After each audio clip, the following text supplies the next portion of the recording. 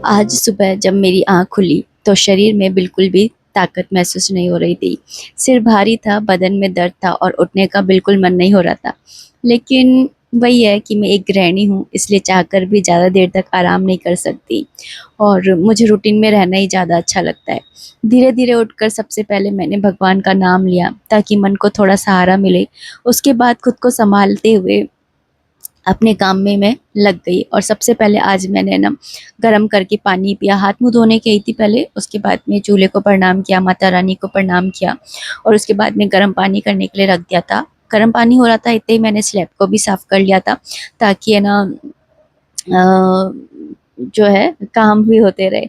और सही बताऊँ, गैस के सामने खड़े रहना भी मुश्किल हो रहा था, लेकिन फिर भी मैंने अपने मतलब करना ही है, अपने काम सोच कर के मैंने किया। मुझे मेरे दोनों बच्चों की ज़्यादा चिंता रहती है क्योंकि सुबह के टाइम उनके रूटीन रहते हैं।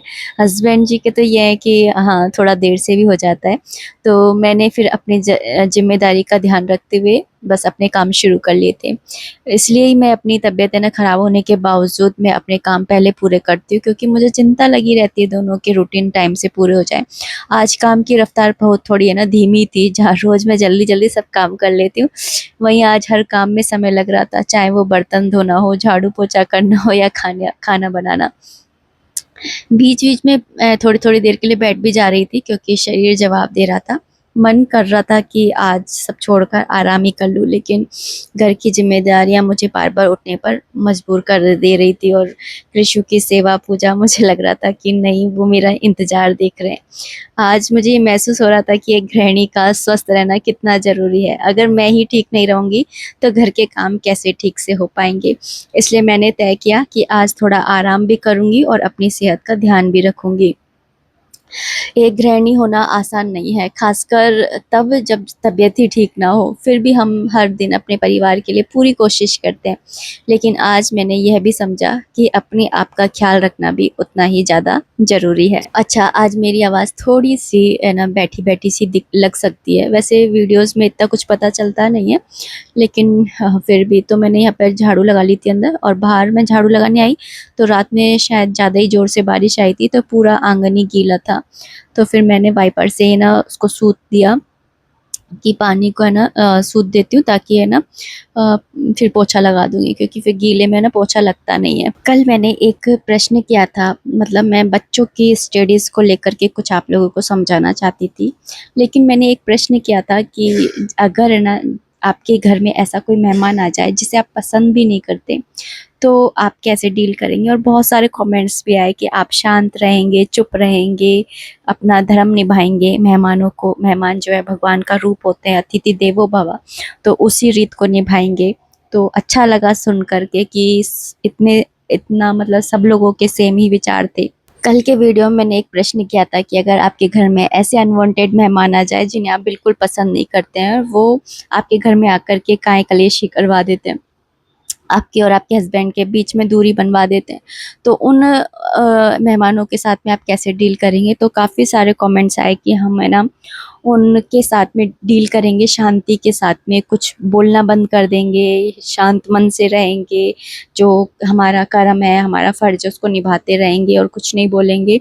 अतिथि देवो भव जो है उस नियम को फ़ॉलो करेंगे। ऐसे-ऐसे मेरे पास में कमेंट्स आए और मुझे बहुत अच्छा लगा कि आप लोग ऐसे है ना विचार रखते हो, मुझे बहुत ज़्यादा अच्छा लगा। वहीं पर ही 1-2 कमेंट्स ऐसे भी आए थे कि उन्होंने कहा कि हमारी नंदें जब हमारे घर में आती हैं ना, तो कलेश करवा देती हैं, लड़ाई करवा देती हैं। अब मैं आपको एक बात कहना चाहती हूँ कि जो ये नंदें होती हैं ना, ये अपने घर की बहुएँ होती हैं और सबकी नंदें अच्छी हों ये भी मुझे नहीं मालूम, है ना?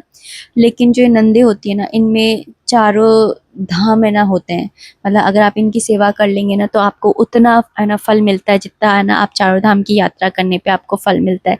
जैसे जैसे कि आपने सुना होगा कि ना जैसे आपकी भांजे को आप है ना खाना खिला देते हैं तो आपको 100 ब्राह्मणों को भोज खिलाने का फल प्राप्त होता है।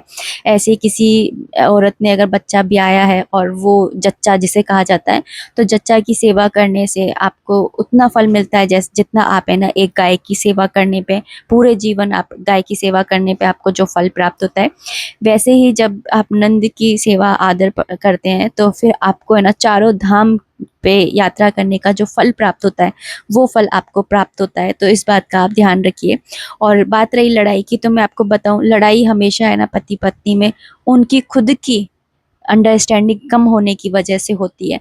ये मैं अपने पर्सनल एक्सपीरियंस से कह रही हूँ, क्योंकि जब हस्बैंड वाइफ के बीच में अंडरस्टैंडिंग नहीं होती है ना, उस घर में ही हस्बैंड वाइफ में ना लड़ाइयाँ होती हैं, नहीं तो नहीं होती हैं। और मैं आपको एक बात और कहना चाहती हूँ कि जब है ना आप अपना घर सजाना या बनाना, तो उसमें एक कमरा अपनी बहन के लिए भी बनाना, जहाँ वो आकर के अपने पुराने लम्हों को जी सके, अपनी थकान को उतार सके, अपनी उमस को उतार सके, है ना। क्योंकि जो मायका होता है ना, वो सिर्फ मायका नहीं होता, वो एक ऐसी पेड़ की छाँव होती है जहाँ पर आकर के एक बेटी है ना अपने मतलब ये चीजें होती है ना कि मैं आपको मतलब शब्दों में बोल ही नहीं पा रही हूँ। और जब वो जाए ना, है ना, जाते समय, क्योंकि भैया नंद हैं, बेटियां हैं, बेटियां कहाँ, राजा की बेटी भी ना रह पाई, है ना, जनक जी की बेटी भी कहाँ उनके घर में रह पाई।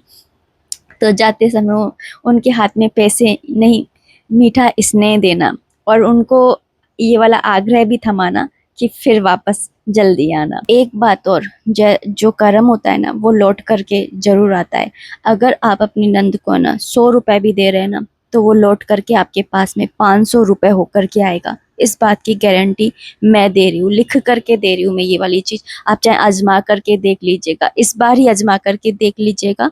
क्योंकि जब आपकी नंदे आए और आप उनको कुछ भी दें, तो आप है ना थोड़े ही दिन में देख लीजिएगा कि आपके पास में पलट के ना 4 गुना होकर के आएगा। तो कर्म हमेशा है ना लौट करके आता है। ठीक है, नंद अच्छी है बुरी है, ये ना ये एक अलग साइड पे रखिए, क्योंकि वो उनके कर्म है। ठीक है, एक साइड पे आपके कर्म है कि आप क्या कर रहे हैं, और जैसा वो ना आपके साथ व्यवहार करेंगी ना, भगवान उन्हें अपने ससुराल में उनको वैसा व्यवहार दे देंगे। तो इस बात की आप चिंता बिल्कुल भी मत करिए, क्योंकि जैसा जो करेगा वैसा उसको भोगना ही भोगना है। और आज क्योंकि शुक्रवार का दिन है, आज मैं मंदिर भी साफ करती हूँ और है ना दहलीज पूजन भी करती हूँ। तो बस दहलीज पूजन करा, और मैंने आपको बता ही रखा है कि मैं किस तरीके से करती हूँ। तो मतलब डिटेल में वीडियो में समझा रखा है। और फिर उसके बाद में यहाँ पर ना आ गई थी मंदिर की सफाई करने के लिए।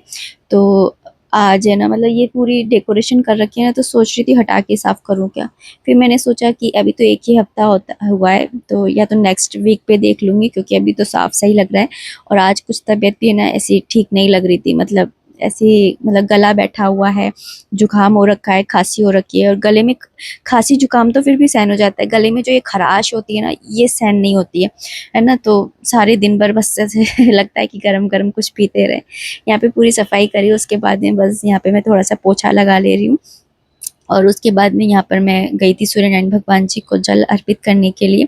और दहलीज पे जो ये जलता हुआ दीपक होता है ना, टिमटिमाता सा हुआ, अंधेरे को मिटाता सा हुआ, कितना अच्छा लगता है ना। जैसे जीवन में जो अंधियारा है वो एक छोटा सा दिया मिटा देता है, वैसे हमारे जीवन का जो अंधियारा है वो हमारे प्रभु का जो छोटा सा नाम है कृष्ण, वो मिटा देता है ना।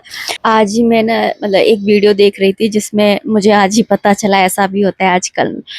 यानी कि सोशल मीडिया पे ऐसा क्या है जो नहीं हो सकता है, सारी चीज़ें आजकल सोशल मीडिया पे होने लग गई है।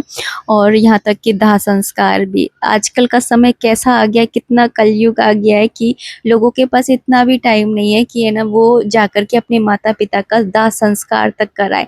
और फिर कहते हैं कि हमारे ऊपर पितृदोष हो रहा है, ये दोष हो रहा है, वो दोष हो रहा है। आपको पता है कि पहले समय में क्या होता था, अगर पड़ोस में भी किसी की मृत्यु हो जाती थी तो मम्मी कहती थी टीवी धीरे चला, आवाज बाहर जाएगी, अच्छा नहीं लगता है।